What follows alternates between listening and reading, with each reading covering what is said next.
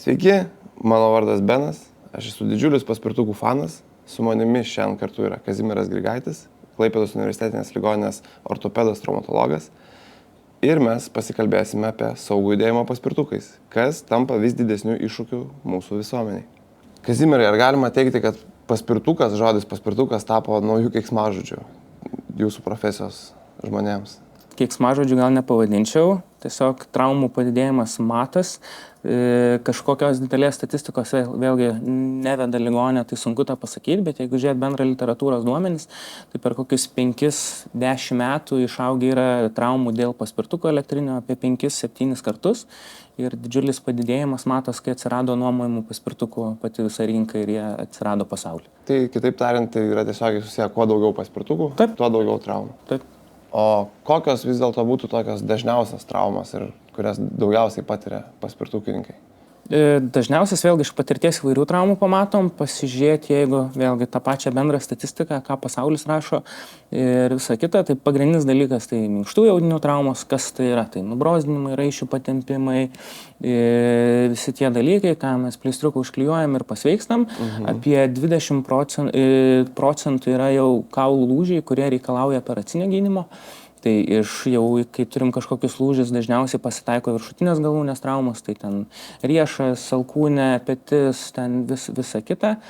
Apie 50% visų nukentėjusių jau, kuriem reikia gydymo, o šiaip kas skaudžiausias dalykas, tai yra apie 10% tai galvos ir kaklo traumos, nes galiausiai ranką susigydysim arba jeigu ten skaudės gyvent galėsim, o po galvos traumos jau yra ne vienas skaudesnis atvejis. Ir tikriausiai būtent greičiausiai galva ir stuburo tos vietos atsakingos ir už tas jau pačius nelaimingiausius atsitikimus.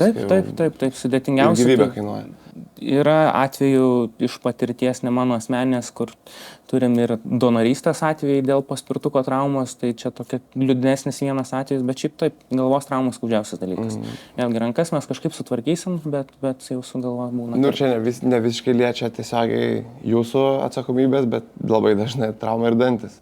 Jo, tai trauma dantis, tai džiugina odontologus tas dalykas, nes vėlgi odontologija pagrindė privatus biznis Lietuvoje ir dantų tvarkymas po paspirtukų traumos, tai jiem tiesiog yra kaip ir finansinė nauda. Ja, ir po to važinėja nebe paspirtukais, o paspituchais. Paspituchais. Taip. Ir greičiausiai, kad kai dviese važiuojant paspirtuko, tai išauga ta tikimybė. Oi, tai gerokai, tai dviese, tai čia esu matęs ir tryse. Jeigu kalbėt apie atvejus, ką iš patirties, tai neseniai prieš kokį gerą mėnesį pacientas atvažiavo po traumos, kuriai reikėjo operacijos, bet jisai ją patyrė dėl to, kad pradūrė paspirtuko galinę padangą ir nusprendė, kad nenusivaryt paspirtuką namo, bet reikia važiuoti ant priekinio rato ir grįžti namo, kad padangos nesupjaustyt, tai tas baigęs ligoninės priimamąją ir toliau operacinį gydymą. Manau, kad dar vienas dalykas, kurį verta aptarti, tai ir būtent važiavimas neblaiviems. Važiavimas neblaiviem didina traumos riziką gerokai. Didžioji dalis traumų įvyksta apsvaigusiam nuo kažko. Taip. Nes ir koordinacija kiti, ir visi dalykai kiti. Vėlgi, jeigu esam kažkiek išgėrę, tai turėtumėm gal užmiršti paspirtuką ir važiuoti ar taksi, ar kad draugas parvežtų.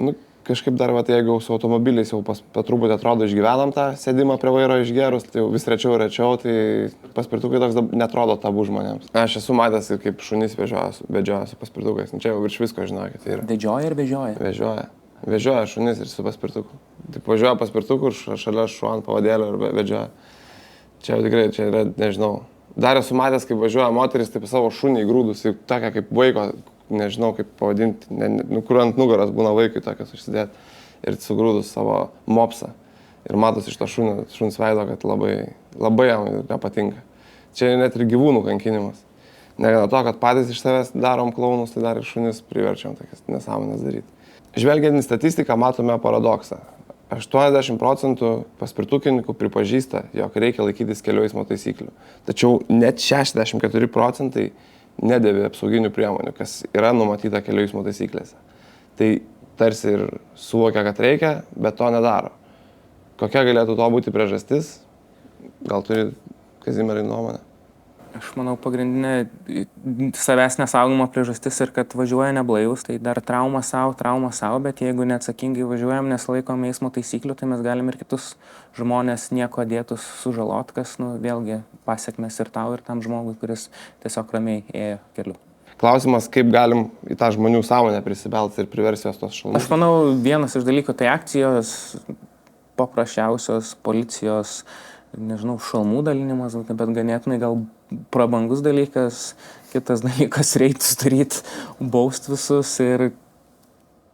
Nu ir ką mes galim kiekvienas padaryti pats tikriausiai, tai savo bičiuliui, savo artimam žmogui, kuris važinėja paspirtukais ir tą daro be šalmo, be apsaugų, tai tiesiog, pasakyti, kad gal tu užsidėk, gal šiek tiek taip lengvai humoro formą sugėdinti jį ir manau, tai irgi veikia, tai kažkaip žmonės taip dažnai irgi perauga iš tokių, nežinau, savo kažkokių užsispyrimų kvailų. Galbūt yra kažkokia žinutė, kurią norėtumėt perduoti paspirtukininkams, esamiems, būsimiems, kaip išlikti saugiais ir kaip išvengti vizito pas tamstą. Vairuoti atsakingai, kaip ir su automobiliu, dviračiu, taip pat ir su paspirtuku. Dėvėti apsaugos priemonės, vėlgi, jeigu paspirtukas ko galingesnis, galim labai galingą nusipirkti. Ne vien šalmą, jau ir apsaugas, rankų, kojų, vėlgi vos ne motociklininko apsaugų reikėtų. Pagrindė, viską daryti su protu. Tai, kaip mes turim važinėti paspirtukais, yra nurodyta kelių eismo taisyklėse. Tai jas nesunku pasiekti, jas nesunku paskaityti ir ten viskas labai gražiai išdėstyta, kokios yra jūsų atsakomybės, tai pasirūpinti apsaugomis, tai yra laikytis kitų kelių eismo taisyklių, kurios yra numatytos ir darykit tą ir riedėkit šalmingai.